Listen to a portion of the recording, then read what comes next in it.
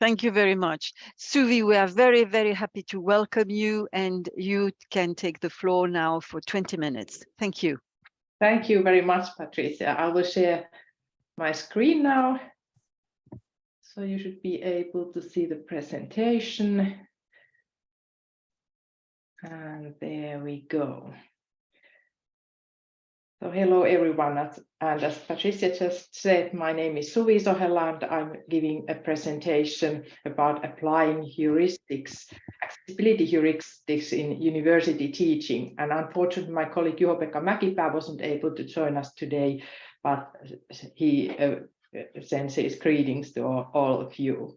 Here you see a picture of our campus. Vaasa is in Western Finland on the coast, so that's why we have a beautiful view to the sea from the campus area. I will first tell you a little bit about the background and then move towards on the main topic of this presentation. So I first tell something shortly about accessibility, and then I tell you about the research, which is in the background of this whole thing, what we've done, and then I give you some examples, or I show you actually the heuristics we created for online text accessibility, and then I'll tell you how we apply them in university teaching.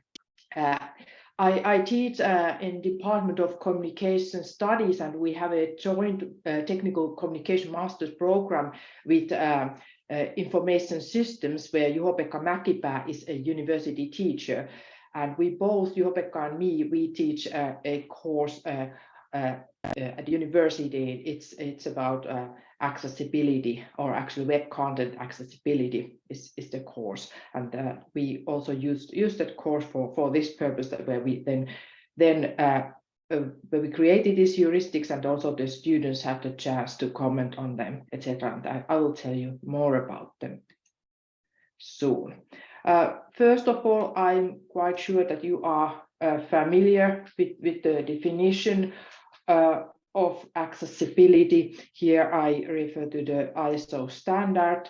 Accessibility can be defined as extent to which products, systems, services, environments, and facilities can be used by people from a population with the widest range of characteristics and capabilities to achieve a specified goal in a specified context of use. It can be also defined as practice of making information activities and or environments sensible, meaningful, and usable for as many people as possible. And this is actually the viewpoint in our project, where we were thinking of accessibility as practice of making information. And that's why we also created the heuristics.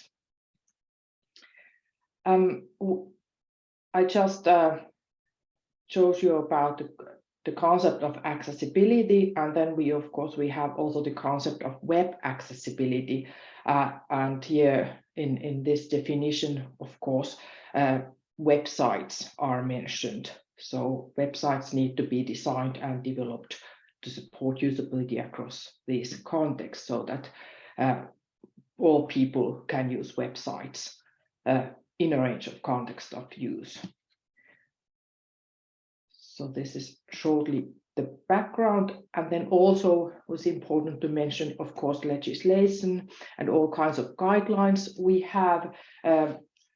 Actually, the European Accessibility Act is an EU law that should ensure that accessibility of a range of products and services with disabilities. And then we have the European Union Accessibility Directive. That's the second one here mentioned.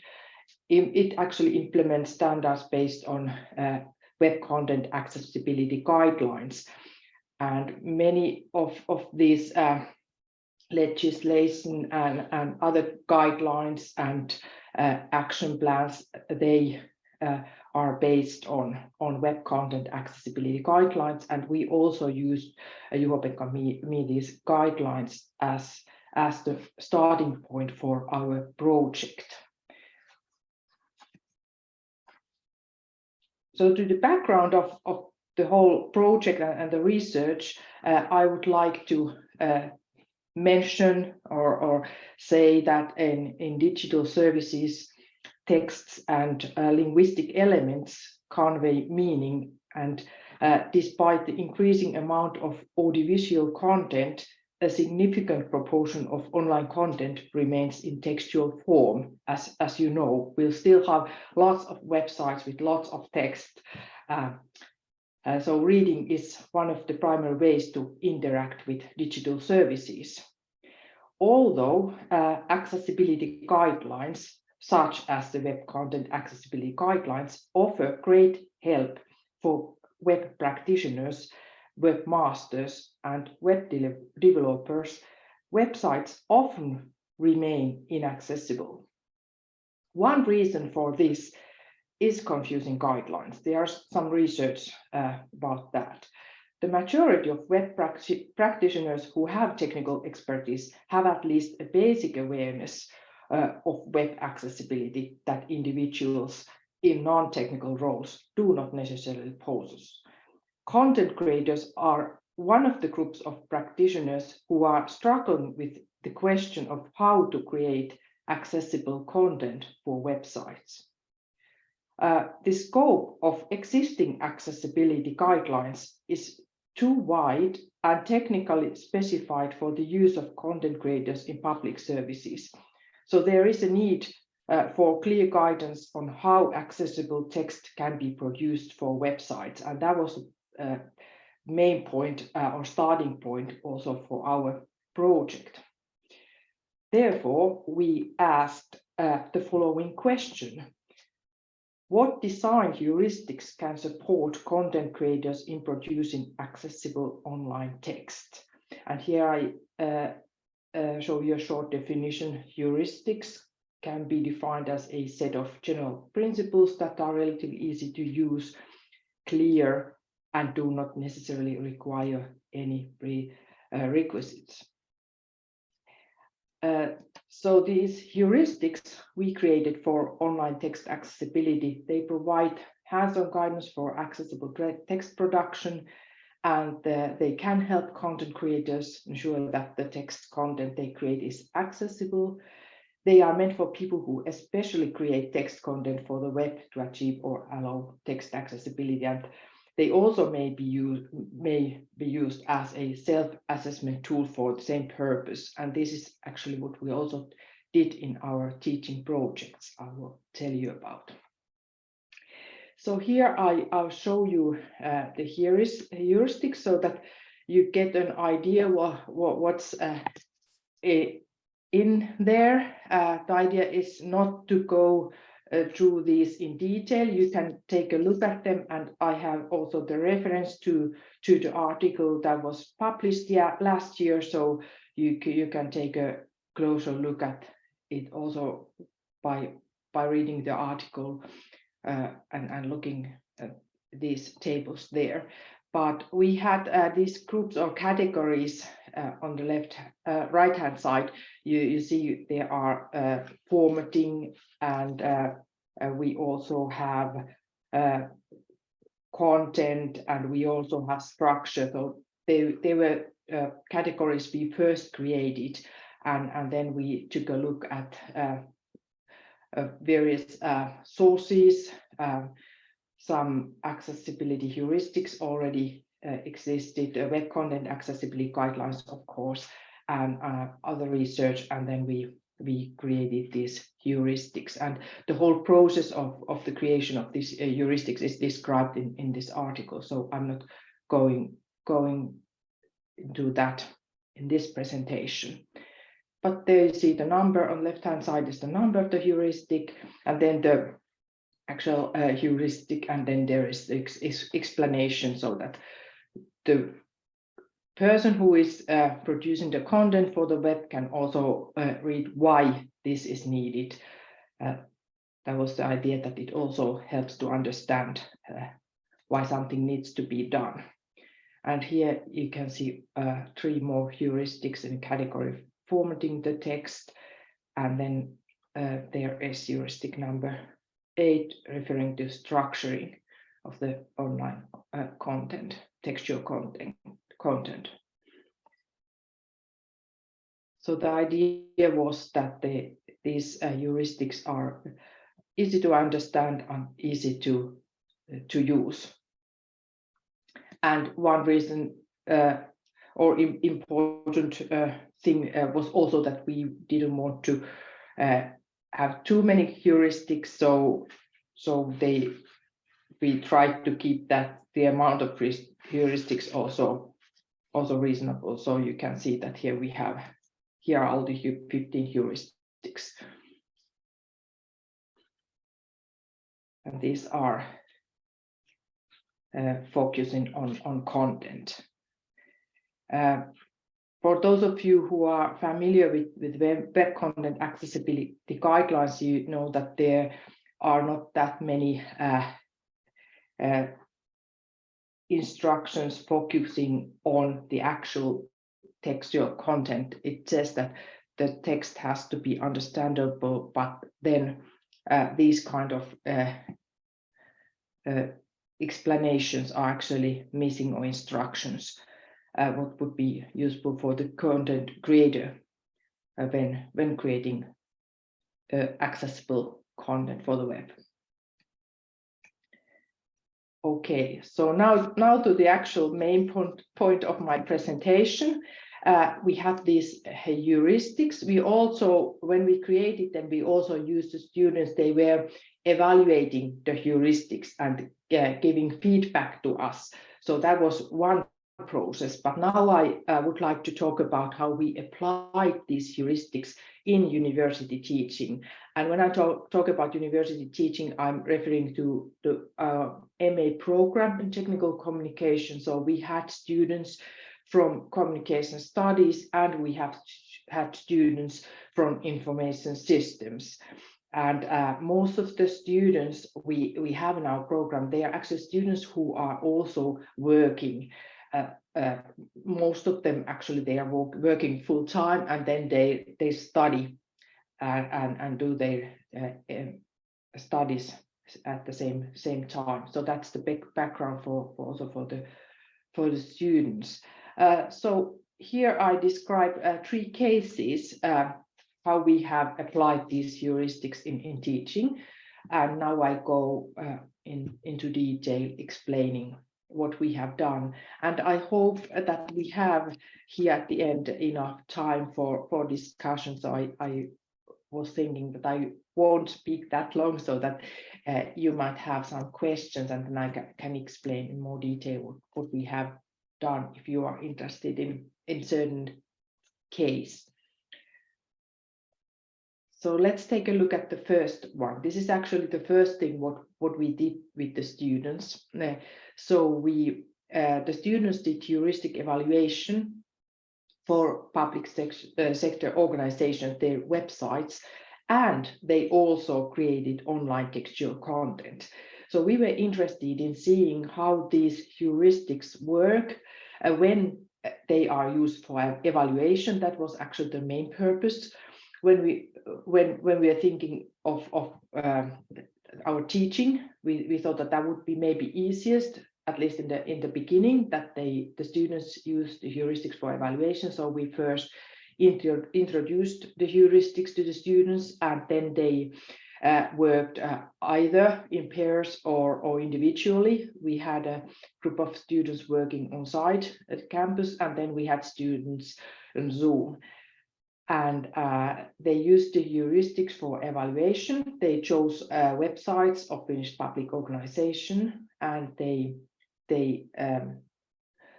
chose not of course not all the websites one organization had, but some of the websites, maybe the main site and some other websites, and they did this heuristic evaluation. The students have background in usability, and they are familiar with heuristics that are used for usability studies. So they had kind of already the idea of how to use heuristics for evaluation. Then the second phase was that they used the same organization for testing how to create new online content by using these heuristics. So that was the other thing what they used in our first case, that they did the evaluation and they created online textual content for the organization.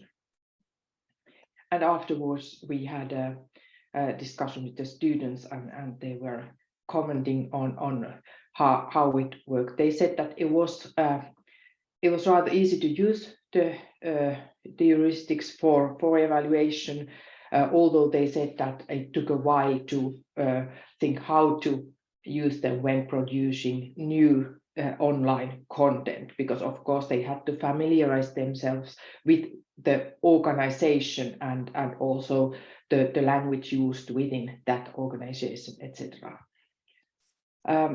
Case number 2, we had a collaboration project with a Spanish university, Universidad de Alcalá in Madrid, Spain. And they had a course in localization, and they had, if I remember right, some 16 to 20 students, and we had 30 students here in Vaasa. And students both here in Finland and in Spain, they did a heuristic evaluation for websites. So Finnish students, they chose public organizations in Finland, and the Spanish students chose public organizations in Spain.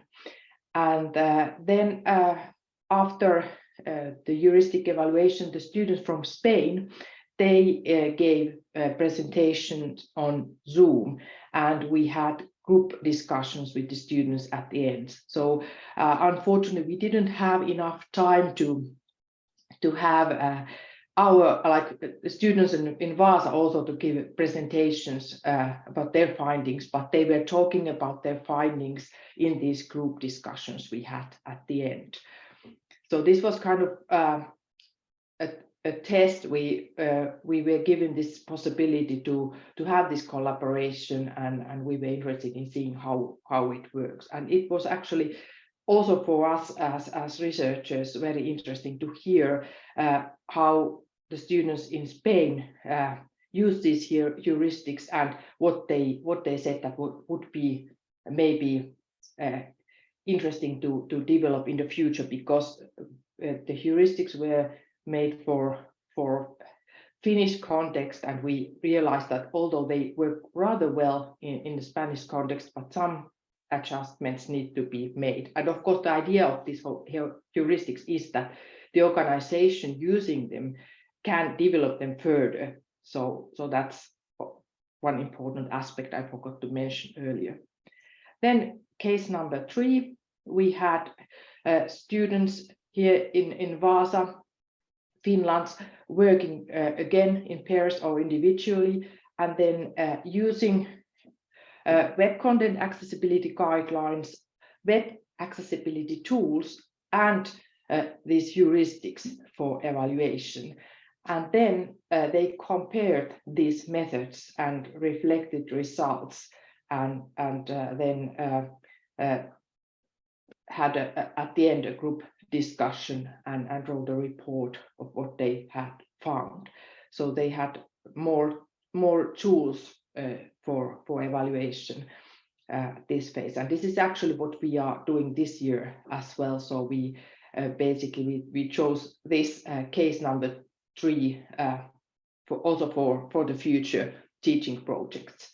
And the first year we tried this, there was one group that had also one real case for a museum. So that was also interesting to see how it worked. And the museum was very, very happy with the results and with the report students wrote afterwards. So we had these 3 cases. To conclude, as we as teachers see it, working with these heuristics prepares students for working life, and the use of heuristics expands the testing of accessibility, providing them with a more diverse approach. what we plan to do in the future is that we are planning to have teaching projects. So we are definitely interested in international collaboration. That what we had with the Spanish students, that was a good start. And we are definitely interested in doing that type of collaboration in the future.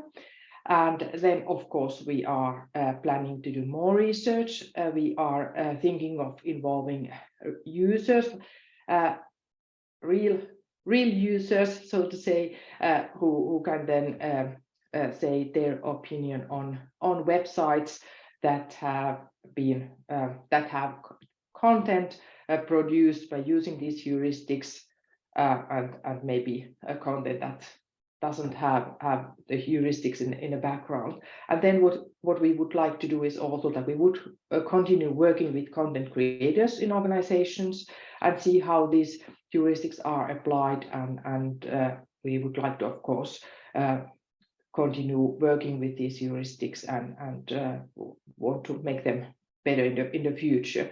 We are thinking about how this would work in a multicultural setting, and we were talking also about incorporating universal elements. So that's also what we are interested in. So this is what we have in mind, and we would like what we like to do in the future.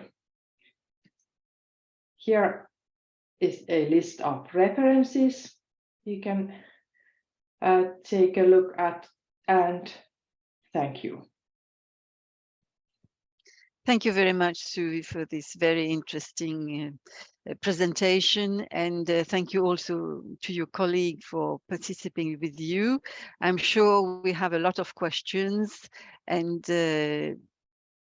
please ask questions or make comments on Suvi's presentation.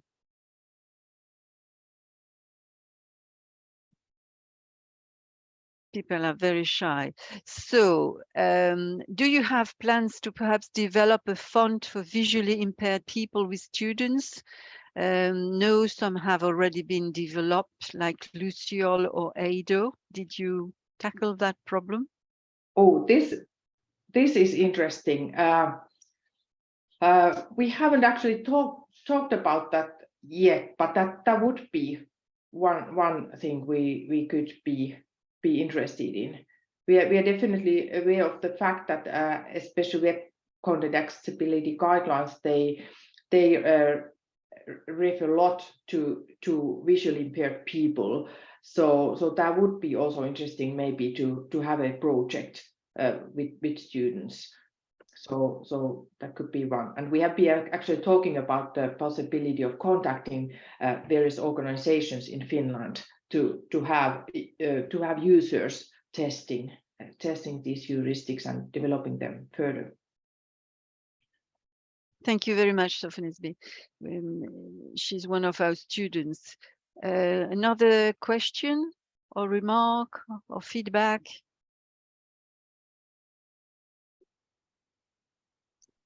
If I may, I have a question. How many heuristics have you developed yet? 15. 15. 15 in total, yes. Okay. We found research papers with, there were like 30 to 40, 30 to 50 heuristics, but we found them too long or too much when we were thinking of content creators working in organizations under pressure, not knowing that much about technical details. So we thought that we start with these and see how far they get with these 15 heuristics. So they would have maybe these heuristics close to where they work, somewhere on a wall or wherever, so that they can always, check what does it say and then use them. Thank you very much, Suvi. Another question, Mary. I'm sure you have a question for Suvi.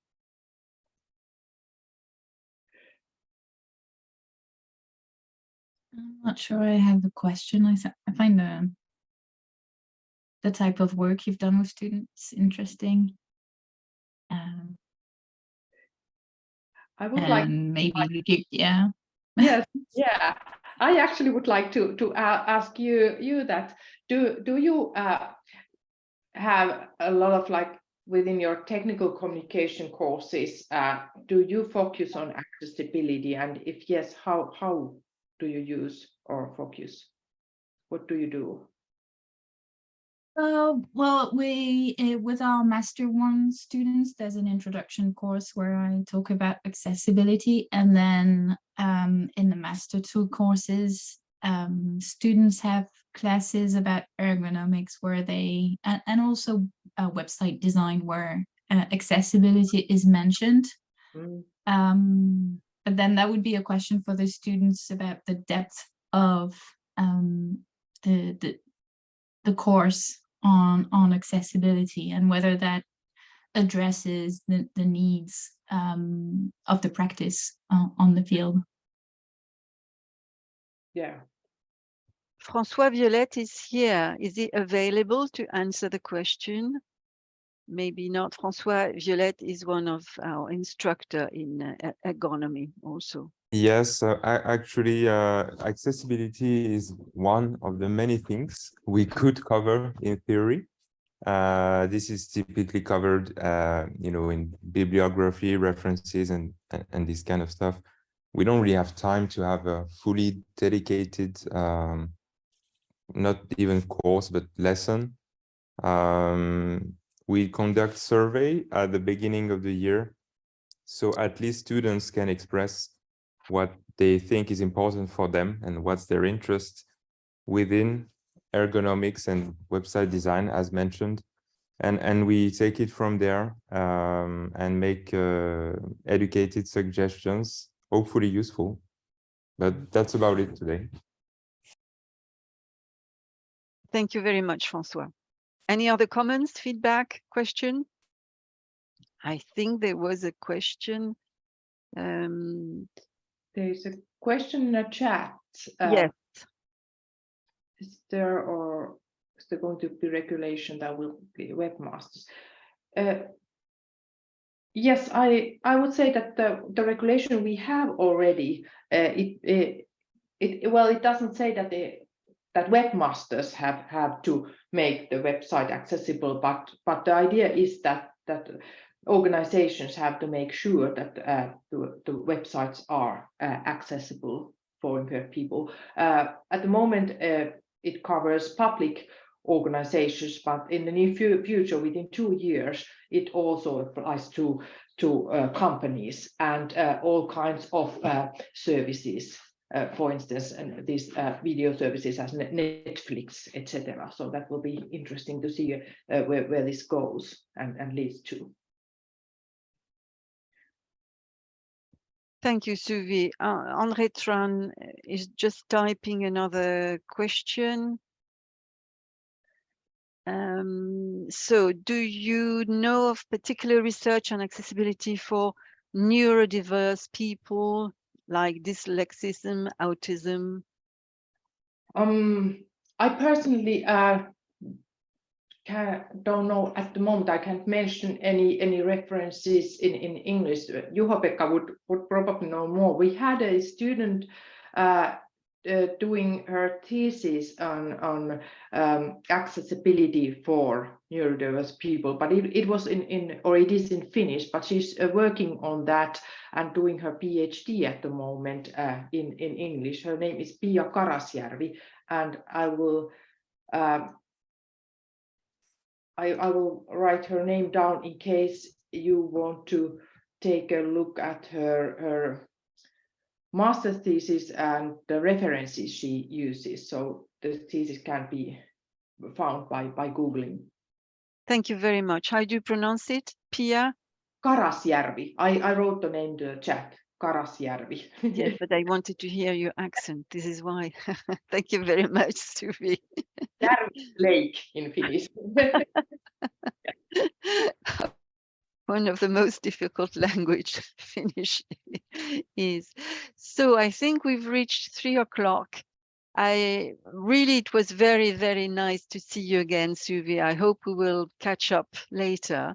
And please let me do what is going on, and we will, if you are okay, we will publish your presentation on our website, a research website. Yeah. And okay, so it's going to be, thank you very much, and very helpful. Thank you. So now we are